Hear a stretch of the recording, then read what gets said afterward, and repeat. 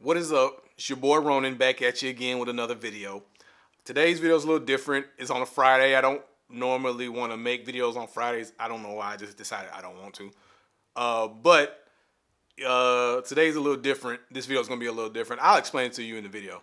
But anyways, if you don't know who I am, I'm a comic book artist. I got a cool webcomic called The Heavy. Cool mix and sci-fi stuff. And it's not that mix. I don't know why I keep saying mix. It's some mix in there, but military drama, a lot of cool stuff in it, really good artwork, super detailed. If you like a lot of detail, then check out the comic. Anyways, but at this channel, what I really do is fan art. I do a lot of fan art of really cool comic books that I love. Today, I'm going to be doing fan art for a cool comic book called Lopper by Andrew Maclean. One of my favorite comic books of the last couple of years. A really cool indie comic book. And like I said, this one's a little different. And I'll tell you about it in the video, and I'll just catch up with you at the end. All right, peace.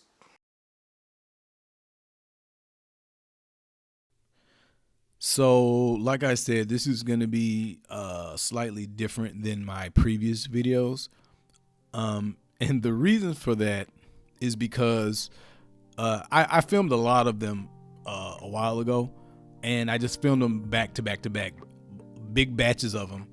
And so some of them, because I filmed them so long ago, I didn't know about a lot about filming and stuff. I didn't know about the concept of syncing your lights to your shutter speed, like you have to have it synced up or whatever. And I didn't know about that at the time. So some of my videos have these like bands in them, and it's just kind of it's very, I mean, it's pretty much unwatchable. However, it's only unwatchable when I speed the footage up. So when it's going at regular speed, you can't see them. So I've decided to, I don't want to have to throw away the footage because I've already done that a couple times already. And I just didn't want to do it again. So this one is not going to be a speedy time lapse. It's just going to be like jumping forward in time every, minute or so, every couple of minutes. It's going to be jumping forward by minutes at a time, because if I were to just let it play out, it'd be like 4.5 hours of inking of footage, and nobody wants to watch 4.5 hours. But hey, at least you get to see kind of behind the scenes of how it works at real speed. I mean, it's actually a quite tedious, slow, meticulous process.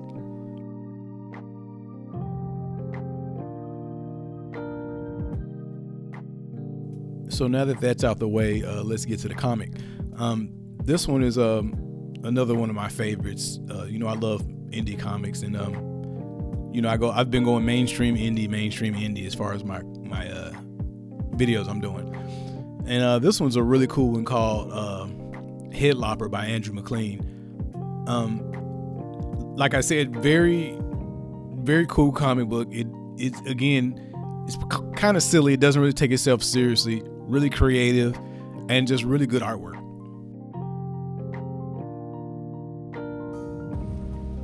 I remember seeing it a couple years back on Kickstarter. For some reason, it just didn't grab me. It didn't look that good.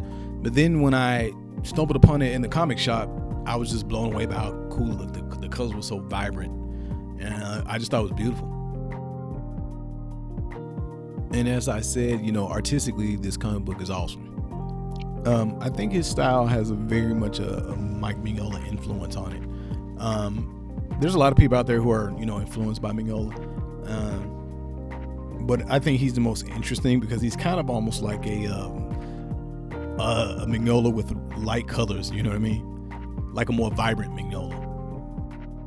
Also, his work is more cartoony and even more abstract than Mignola, if you could believe it. And the same use of like sparse lines that Mignola does. And when he does use shadows, it's those very moody Mignola shadows. But again, I don't mean this as an insult at all.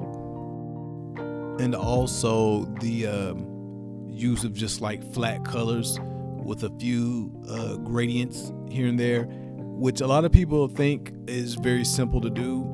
And it's actually super difficult to pull off because you don't have anything to fall back on. So, yeah, the coloring is excellent too.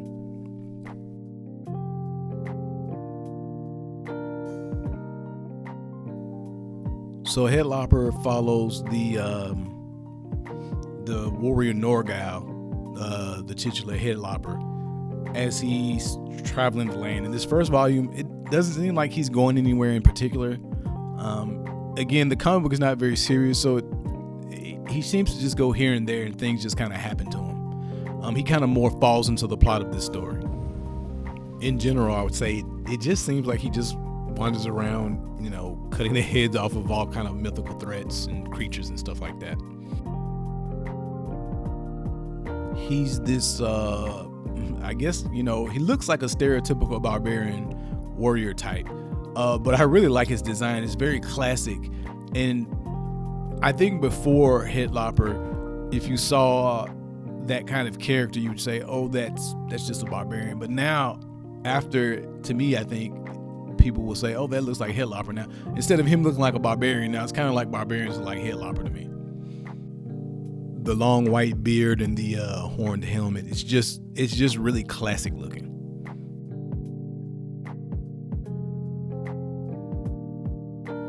And he also carries the head of this witch that he cut off named Agatha. And the witch, the head is still alive. So she's kind of like the comedy relief. She's kind of like his little foil. They're always arguing and bickering and stuff like that. And it's pretty funny. In the illustration I did, I kind of made a boo-boo and didn't really show her head enough because, she's a major part of the comic book. So that's my fault.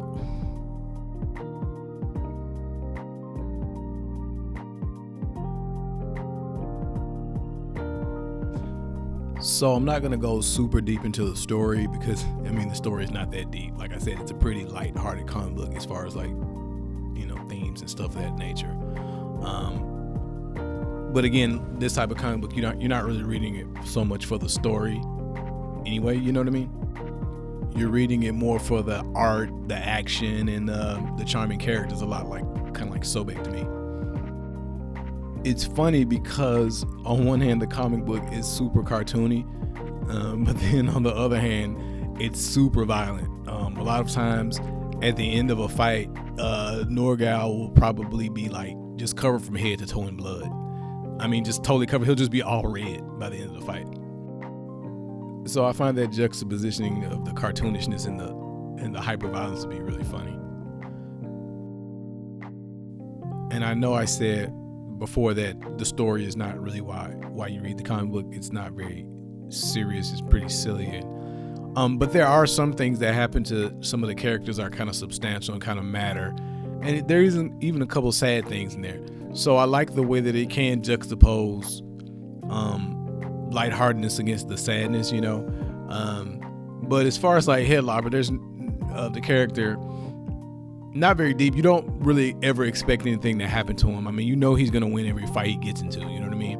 But for some of the other characters in the comic book, there are stakes.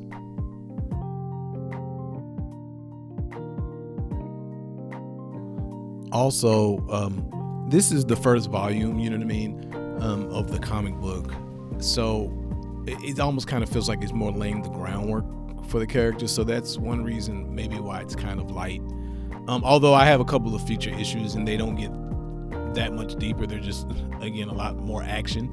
But I feel like maybe Norgal, the Headlopper, has more of a backstory. They never really get into how he and Agatha even came into contact with each other. Obviously she's an evil witch and he would have cut her head off, but how did they even meet? So you have a lot of backstory that they can dig into, which I think they will be doing in future issues. By now, I think it's pretty far along in the comic book story. So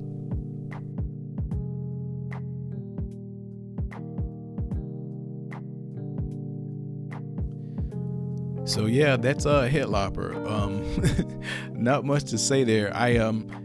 It's kind of fun. I keep choosing these indie comic books that are kind of hard to describe, and you kind of have to experience it to really get the charm of it and stuff. But so yeah, I guess just watch the art and chill.